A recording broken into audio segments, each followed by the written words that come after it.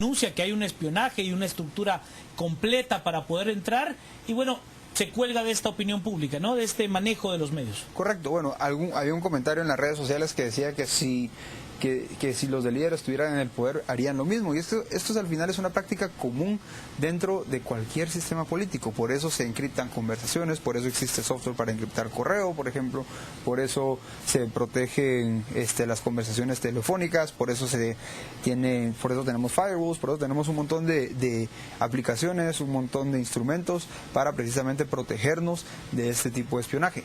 No solo lo hace el Estado, en el caso de Guatemala es sabido o se rumora por lo menos de que el espionaje viene también de compañías, por ejemplo, de seguridad privada. Entonces, al final, no sería raro que sea verdad, pero obviamente lo que está haciendo Valdizón es solamente aprovechando un tema que está vigente actualmente para pues darse a conocer o para mantener, digamos, algún tipo de vigencia en la opinión pública. Vamos en vivo a lo que usted está opinando. Alejandro Castro nos dice, jaja, ¿en serio ahora salió con ese chiste?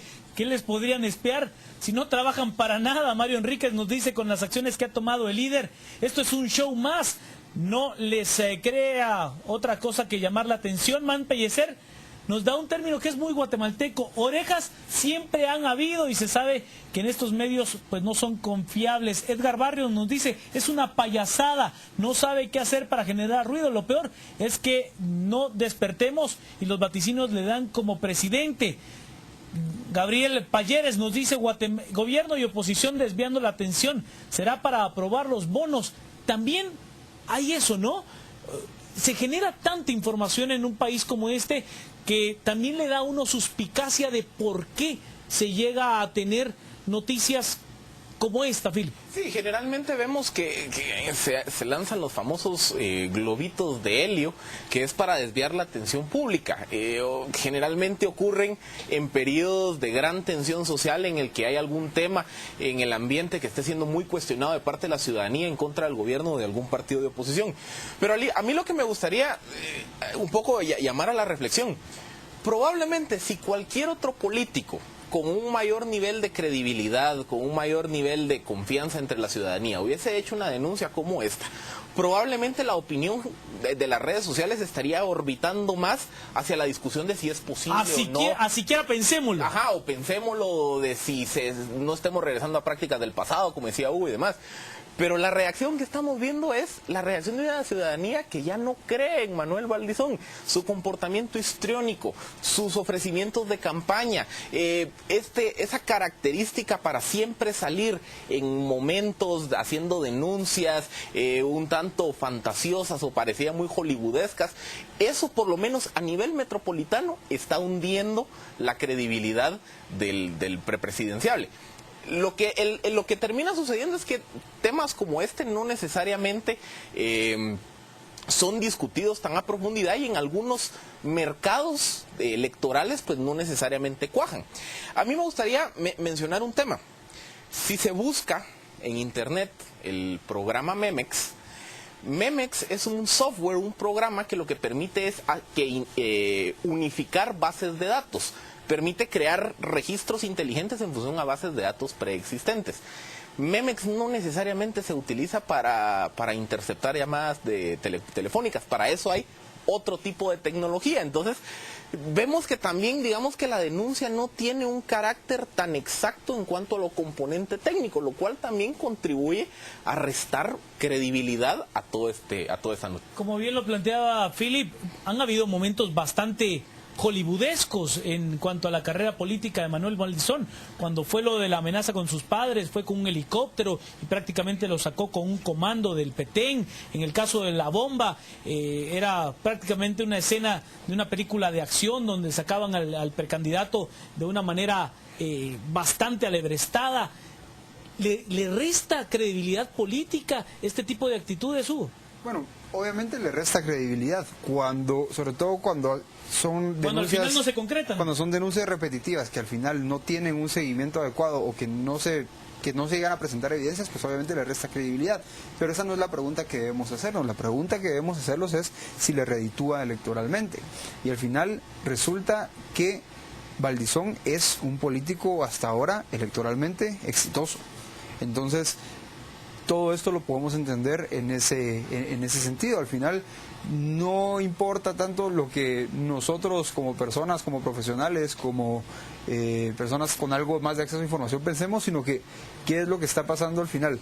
A Valdizón le ha funcionado este histrionismo, le ha funcionado estas extravagancias.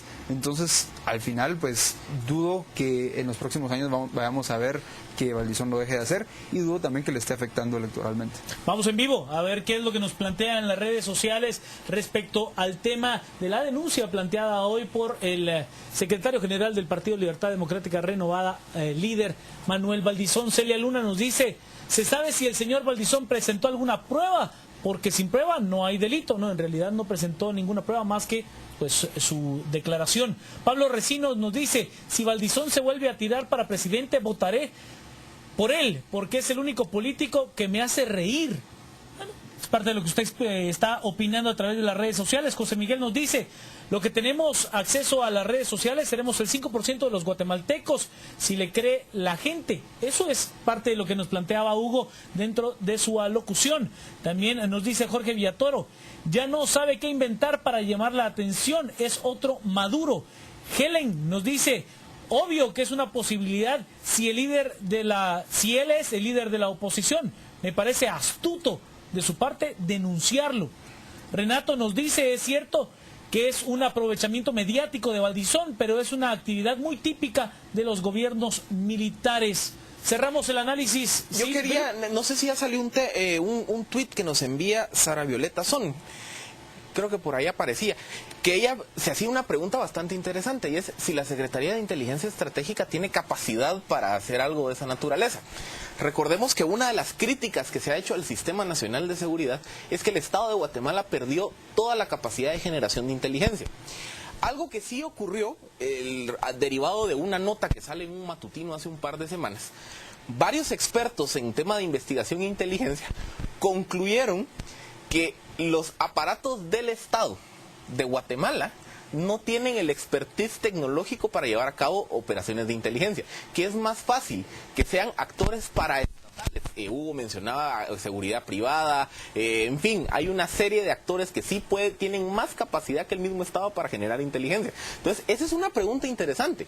Si una Secretaría de Inteligencia que ha sido cuestionada por falta de resultados, que no ha tenido presupuesto, que tiene cuadros que obviamente han rotado mucho en los últimos años, tiene la capacidad para manejar un software de tecnología de primer mundo. ¿Y no sería extraño que la línea entre lo privado y lo público sea bastante difusa en este sentido, como lo es en muchos casos con los aparatos de seguridad? Leemos el tuit que nos expresaba Philip Chicola, y es de Sara Violeta Son. Nos dice: show político, definitivamente no creo que exista ese nivel de inteligencia en la CIE. Seguiremos opinando con usted a través de las redes sociales, por supuesto a través de nuestra cuenta oficial en Twitter, @Canal Antigua, nuestro hashtag a las 10 p.m, por supuesto nuestra cuenta en Facebook, búsquenos como Canal Antigua, la cuenta personal de Philip Chicola, @Pchicola, en la cuenta personal de Hugo Novales, @HugoNC, la cuenta personal de un servidor, @JKSandoval_.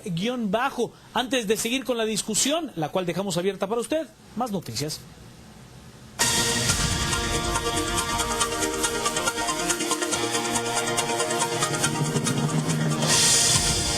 De contarle que un confuso accidente evidenció un hecho criminal cuando 3 personas eran víctimas de rapto por hombres que minutos antes habían asaltado el camión donde se conducían. Según el Banco de Guatemala, por medio de su vicepresidente Julio Suárez, la emisión de bonos del Tesoro pues servirán específicamente para la inversión y no para el pago de la deuda de arrastre, como en su momento lo expresó el presidente de la República, asegurando que al menos 2.000 millones de quetzales de esos bonos del Tesoro servirían para ese fin. Y según analistas y autoridades mexicanas, la captura de Miguel Ángel Treviño, alias el Z40, puede provocar un debilitamiento en esa organización criminal, pero también puede repercutir en una guerra sumamente sangrienta por el nivel de enfrentamiento que puede existir entre los nuevos líderes de esta organización criminal.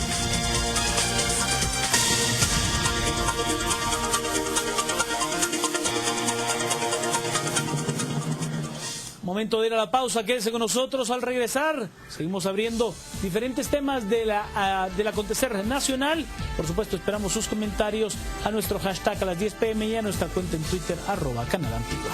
Pausa y volvemos.